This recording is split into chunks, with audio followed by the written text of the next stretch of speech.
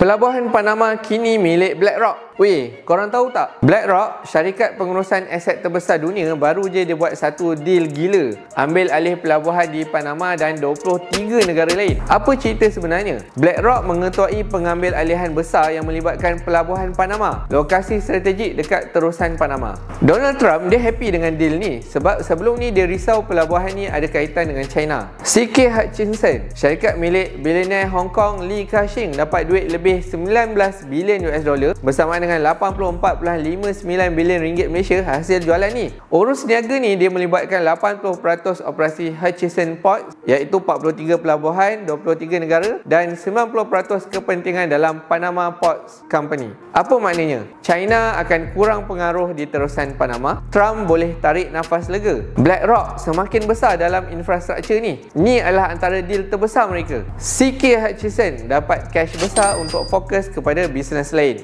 Kerajaan Panama akan semak semula kontrak. So, kita tengok nanti apa kesannya.